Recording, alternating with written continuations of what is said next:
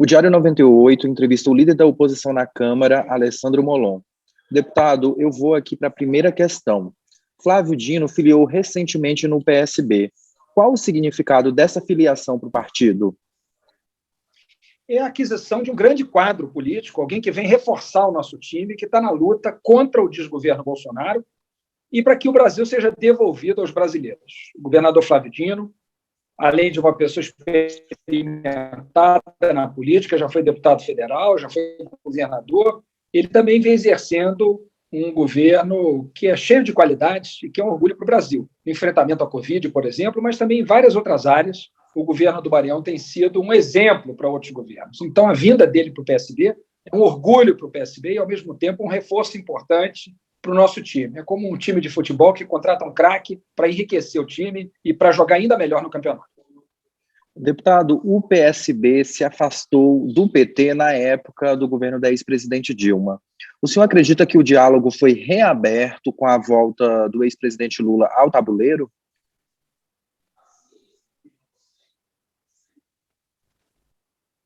Eu acho que o diálogo já havia sido reaberto até antes disso, porque essa legislatura, em 2019, eu tive a honra de ser líder da oposição e trabalhamos junto com o Partido dos Trabalhadores na oposição ao governo Bolsonaro e também, quando fui líder da bancada do PSB, trabalhei também em sintonia com a liderança da minoria, com a liderança da oposição, que tinham ali na liderança da minoria um quadro do Partido dos Trabalhadores, deputado Zé Guimarães. E, por fim, agora, novamente, como líder da oposição, indicado, inclusive, para esse cargo, pelo Partido dos Trabalhadores, entre outros partidos que me apoiaram todos. Então, o diálogo já vinha sendo retomado, as pontes já vinham sendo reconstruídas e, portanto, esse não é um processo de agora, é um processo anterior.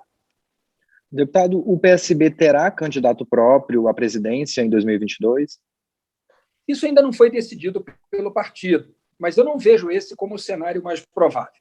A preocupação central do PSB não é consigo mesmo, é com o Brasil. De que maneira nós podemos contribuir para ajudar o Brasil a se reencontrar.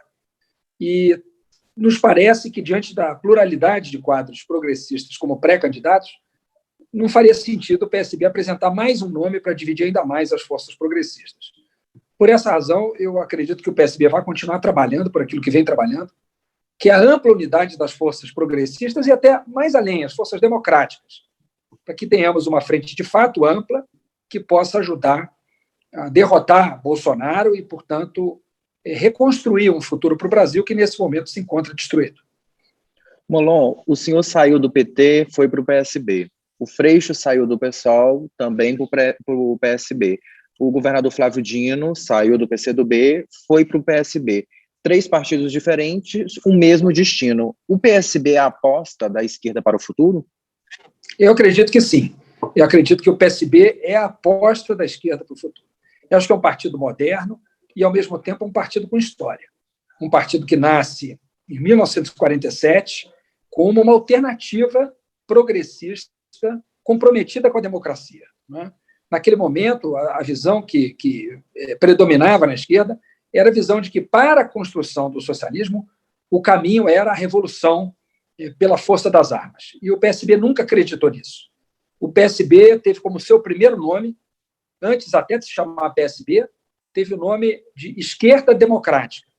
E depois, quando ele adota o nome de PSB, ele adota como lema socialismo e liberdade, ou seja, dizendo que não há caminho para o socialismo que não passe pela liberdade, pela democracia, e não por qualquer tipo de ditadura que nós repudiamos. Né? Então, acho que é um partido que tem essa história bonita, que teve entre seus quadros grandes quadros, como Miguel Arraes, como Eduardo Campos, como Antônio Aires, como Jamil Haddad, como Evandro Lins e Silva, como Evaristo de Moraes Filho, como Antônio Cândido, enfim, tantos nomes, mas, ao mesmo tempo, é um partido que tem um grande futuro pela frente. Então, eu acho que é assim, a aposta da esquerda para o futuro, eu acho que é um partido que vai crescer cada vez mais e, ao mesmo tempo, que projeta uma visão moderna de país, um compromisso, por exemplo, com a sustentabilidade, que é um tema muito atual, que não fazia parte das preocupações no momento em que o PSB foi fundado, mas que hoje é um problema central. E o PSB tem isso no centro do seu programa. Deputado, o PSB tem boas relações com Ciro e com Lula. Como que o senhor vê essa disputa pela hegemonia no campo progressista, tendo como pano de fundo uma ameaça fascista no Brasil? Eu acho que nós não podemos colocar aquilo que nos divide acima daquilo que nos une. Eu acho que não é hora de trocarmos agressões e ataques entre nós, e não é hora de colocar os projetos pessoais ou partidários acima dos interesses do Brasil. Acho que o mais importante agora é a nossa unidade em torno da derrota do fascismo, da derrota de Bolsonaro e da construção de um modelo de desenvolvimento que gere emprego e renda para os brasileiros, que faça com que os jovens não tenham como seu principal sonho ir embora do Brasil, que reconstrua a relação do Estado e da iniciativa privada com o meio ambiente, é um poder público que respeite as diferenças, que honre os direitos das minorias, portanto, que valorize a diversidade, que permita que as pessoas construam para si as vidas que quiserem, os destinos que quiserem. Então, nós temos muitos desafios pela frente. Isso é o mais importante. E não o que é melhor para o partido A ou B, ou para a liderança C ou D, ou para o projeto partidário ou político pessoal de qualquer um. Eu acho que nós temos que ter responsabilidade com um grave momento pelo qual o Brasil passa. É por isso que o PSB vai trabalhar. Deputado, o senhor acredita que o impeachment do presidente Jair Bolsonaro é uma possibilidade real? Sim, eu acredito que é uma possibilidade real, eu diria até cada vez mais real.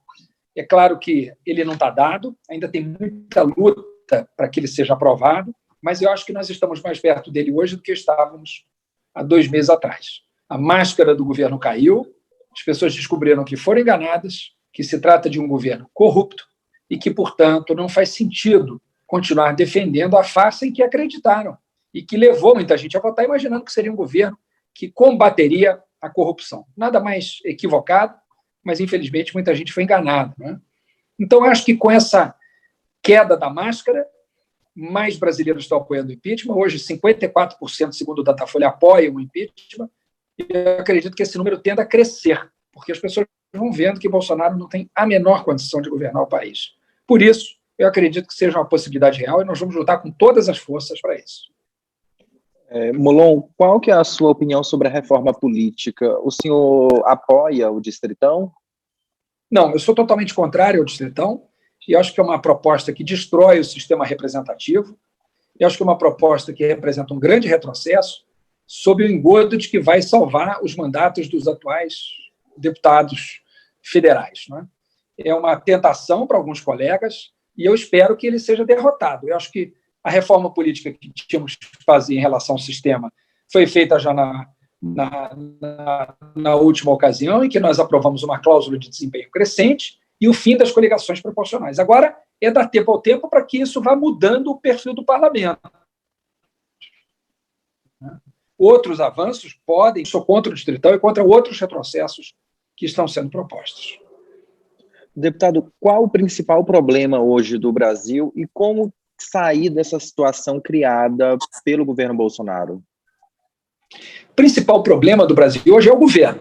Não é o governo Bolsonaro, ele atrapalha o Brasil. O governo Bolsonaro sabotou o enfrentamento à pandemia. Não só não ajudou, mas atrapalhou. Estimulou aglomerações, desestimulou o uso de máscaras, reduziu a gravidade da doença e impediu a compra de vacinas. Não comprou e não deixou comprar. Então, nós temos essa catástrofe que é mais de 500 mil de brasileiros mortos, com grande parte dessas mortes podendo ter sido evitadas, poderiam ter sido evitadas. Por outro lado, a incompetência do governo, a falta de um projeto, faz com que o brasileiro sofra hoje com o desemprego, com a inflação, com a dificuldade de ter uma oportunidade para construir uma vida diferente. Então, os alimentos estão caros, os aluguéis estão caros e as pessoas não têm trabalho. Então, há uma crise econômica e social forte também. Mas a raiz de todas essas crises, da crise sanitária, da crise econômica, da crise social e o agravamento da crise ambiental, que agrava, por sua vez, a crise climática, tudo isso tem como matriz o governo Bolsonaro. De forma que a coisa mais importante para o Brasil é se livrar desse governo para conseguir abrir um outro horizonte para o país. Deputado, e uma última questão, para derrotar o Bolsonaro, qual deve ser a natureza dessa frente necessária? Eu diria que a mais ampla possível. O meu sonho é que todos os democratas estivessem numa única chapa. que nós fôssemos capazes de construir uma única chapa contra Bolsonaro, que juntasse esquerda e centro democrático, e até mesmo, quem sabe, alguns conservadores comprometidos com a democracia, que deveriam estar nesse palanque amplo. E esse palanque deveria ser construído em torno de compromissos muito básicos do que seriam os próximos 4 anos. A reconstrução da confiança no país, a reconstrução da liderança ambiental brasileira no exterior, a reconstrução da nossa política externa, a reconstrução da capacidade do Estado de agir como um agente indutor de setores econômicos estratégicos, né? E deixar os dissensos, aquilo que mais divide esse grupo, para os 4 anos seguintes, para o outro mandato. Aí sim os democratas poderiam disputar separadamente as eleições, né? Disputando as suas propostas políticas em si.